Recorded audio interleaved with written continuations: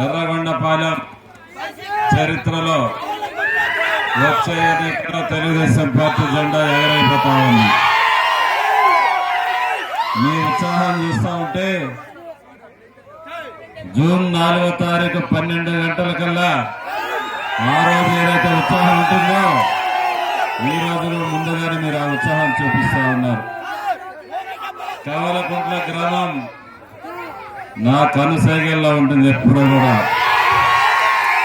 కవలకుంట్ల గ్రామం అంటే నాకు ఎంతో అభిమానం. నాకు నచ్చినటువంటి నా శిష్యులు, నా నాయకులు చాలా మంది మన గ్రామంలో ఉన్నారు.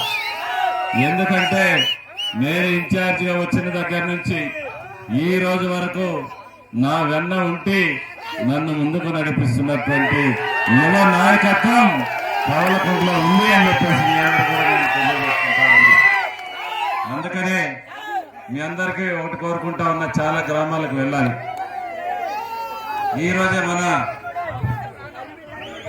ఆకుల వెంకటేశ్వర గారు ఈ రోజే జనసేన పార్టీలో గవర్నర్లో నా దగ్గర చేరారు. ఆయన పుల్లల చెరువులో ఎన్నో ఏళ్లుగా మరి నుంచి తెలుగుదేశం పార్టీ జనసేన పార్టీలో చేరిపోతా ఉన్నారు. ఏ గ్రామానికి వెళ్ళినా తెలుగుదేశం పార్టీ వైపు మొగ్గు చూపుతా ఉన్నారు. ప్రతి గ్రామానికి నేను వెళ్ళాను. ఈ 3 సంవత్సరాలుగా ప్రతి ఊరికి వెళ్ళాను, ప్రతి పెళ్లికి వెళ్ళాను, శుభకార్యాలకు వెళ్ళాను, చావులకు వెళ్ళాను, కర్మలకు వెళ్ళాను, పార్టీ కార్యక్రమాలకు వచ్చాను. ఇంటింటి తిరిగి మీ అందరికి దండం పెట్టినా లేదా? నీళ్ళకి వచ్చి దండం పెట్టారా లేదా? ప్రతి ఇంటికి వచ్చి దండం పెట్టి ఓటడిగా. మీరు ఒక్కసారి ఆలోచన చేయండి. 3 సార్లు 2009లో ఇది ఎస్సీ రిజర్వ్డ్ నియోజకమైంది. 2009లో మనం ఓడిపోయాం, కాంగ్రెస్ గెలిచింది. 2014-19లో వైసీపీ పార్టీ గెలిచింది.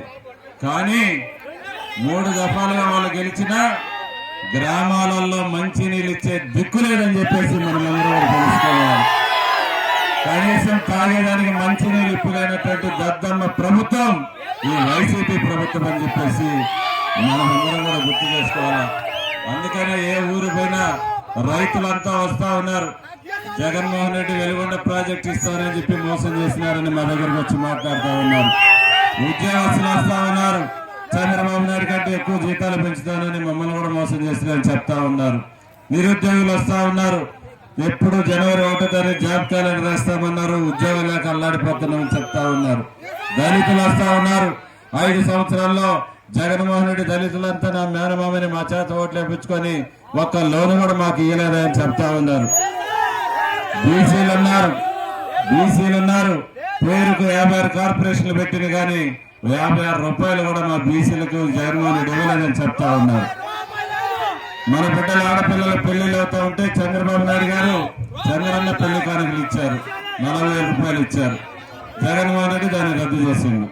మళ్ళీ చంద్రబాబు నాయుడు గారు వస్తే మొన్న చెప్పారు, ఒక్కొక్క ఆడబిడ్డ పెళ్లికి చంద్రన్న పెళ్లి కానుకలు 1,00,000 రూపాయలు ప్రతి ఆడపిల్ల పెళ్లికి మనం ఇస్తామని చెప్పేసి తెలియజేస్తాం.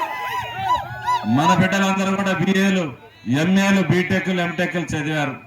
ఉద్యోగాలు లేక అటు కూలి పని పోలేక తల్లిదండ్రుల దగ్గర ఖర్చులకు డబ్బులు అడుక్కోలేక పాపం వాళ్ళందరూ కూడా బాధపడతా ఉంటే నిరుద్యోగానికి 2,000 రూపాయలు ఇచ్చాం. అందుకే జగన్మోహన్ రెడ్డి నిరుద్యోగ భృతి రద్దు చేసిండు. మొన్న చంద్రబాబు నాయుడు గారు మేనిఫెస్టోలో పెట్టారు, చదువుకున్న ప్రతి బిడ్డకి ఉద్యోగాలు వచ్చేంత వరకు ప్రతి నెల 3,000 రూపాయలు నిరుద్యోగ భృతి ఇచ్చి సంవత్సరానికి 4 లక్షల ఉద్యోగాలు ఇస్తానని చెప్పేసి ప్రకటించడం జరిగింది. అదే కాదు, గతంలో మనం ఎవరైనా కుటుంబంలో చనిపోతే సాధారణ మరణం కింద 2 లక్షల డబ్బులు ఇచ్చాం. యాక్సిడెంటల్ మరణం అయితే 5 లక్షలు ఇచ్చి ఆ కుటుంబాన్ని ఆర్థికంగా ఆదుకున్నాం. మరి జగన్మోహన్ రెడ్డి వచ్చి ఈ పథకాలు రద్దు చేశారు. అందుకనే మన నాయకుడు చంద్రబాబు నాయుడు గారు రేపు ముఖ్యమంత్రి అయినాక చంద్రన్న బీమా పథకం ద్వారా ఒక్కొక్కరికి 10 లక్షల రూపాయల డబ్బులు ఇచ్చి ఆదుకుంటానని చెప్పడం జరిగింది. అదేవిధంగా 50 సంవత్సరాలకే 4,000 పెన్షన్ ఇస్తానని చెప్పడం జరిగింది. గతంలో చంద్రబాబు గారు ఉన్నప్పుడు ఒక రేషన్ కార్డు భార్యాభర్తలు 2 ముసలోళ్ళు అయితే మనం 2 పెన్షన్లు ఇచ్చాం. ఈ ప్రభుత్వం వచ్చినాక ఒకే ఒక పెన్షన్ రద్దు చేయడం జరిగింది. అందుకని తిరిగి మన ప్రభుత్వంలోకి వస్తే భార్య భర్తలు ఇద్దరు అర్హులైన వారికి 4,800 రూపాయలు డబ్బులు ఇచ్చి వారిని ఆదుకుంటామని చెప్పి తెలియజేసుకుంటా ఉన్నాం. ఇలాంటి కార్యక్రమాలన్నీ చేసుకోవాలంటే మనమందరం కూడా చంద్రబాబు నాయుడు గారిని ముఖ్యమంత్రిని చేసుకోవాలి. మే 13వ తారీఖు తమ్ముళ్ళు ఇంకా 3 రోజులు ఉన్నాయి.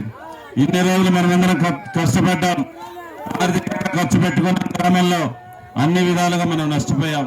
ఇక జూన్ 4వ తారీఖు నుంచి తెలుగుదేశం పార్టీ జనసేన కార్యకర్తలకు స్వర్ణయుగం మొదలు కాబోతా ఉంది. ప్రతి ఆఫీసుల్లో తెలుగుదేశం పార్టీ కార్యకర్తలు తల ఎగరేటట్టు గౌరవించేటట్టు నేను మీ అందరూ కూడా చేస్తానని చెప్పి తెలియజేసుకుంటా ఉన్నా. ప్రభుత్వం 100% వస్తా ఉంది. మనం కూడా మీ అందరి ఆశీర్వాదాల వల్ల, మీ దయ వల్ల మొట్టమొదటిసారిగా ఎర్రగొండపాలెం చరిత్రలో తెలుగుదేశం పార్టీ అభ్యర్థిగా నేను గెలవబోతా ఉన్నాను. కాబట్టి మనమందరం ఈ 3 రోజులు కష్టపడి అవతల పార్టీ వాళ్ళు అంత డబ్బులు ఇంత డబ్బులు అది ఇది అని వస్తారు. అవి మనం లేదు, మనకు అట్లాంటి కుదరవు. వాళ్ళు పెద్ద చిత్తూరు జిల్లాలో పుష్ప సినిమాల్లో చేసి వచ్చాడు, డబ్బులు పంచాలని ప్రయత్నం చేస్తున్నారు. తమ్ముళ్ళు ఎవరో డబ్బులకు లొంగొద్దు. నేను పేదింటి బిడ్డని, ఇలాంటి ఇళ్లలో పుట్టి ఈ స్థాయికి వచ్చిన వాడిని. నేను జమీందారుని కాదు, పైనుంచి ఊడిపడలే. మీ మధ్యనే తిరుగుతున్నా, మీలో ఒకటిగా ఉంటా ఉన్నా. రేపు ఎమ్మెల్యేగా నన్ను గెలిపిస్తే మన గ్రామాలని అభివృద్ధి చేసుకుంటాం. మనకు కావాల్సిన బిడ్డలందరూ కూడా ఉద్యోగాలు ఇప్పిస్తాం. మన పొలాలు సమస్యలు తీర్చుకుంటాం. అందుకని మీరందరూ సైకిల్ గుర్తు మీద నాకొక ఓటు, ఒంగోలు పార్లమెంట్ అభ్యర్థిగా పోటీ చేస్తున్న మాగుంట శ్రీనివాసరెడ్డి గారికి ఒక ఓటు, ఇద్దరికి సైకిల్ గుర్తు మీద ఓట్లేసి మీరందరూ గెలిపించాలని కోరుకుంటూ సెలవు తీసుకుంటా ఉన్నా. జై హింద్, జై తెలుగుదేశం. కౌంటింగ్ రోజున భారీ మెజార్టీ తెచ్చేలాగా మీరందరూ కృషి చేయాలని తెలియజేసుకుంటా ఉన్నాను. Thank you.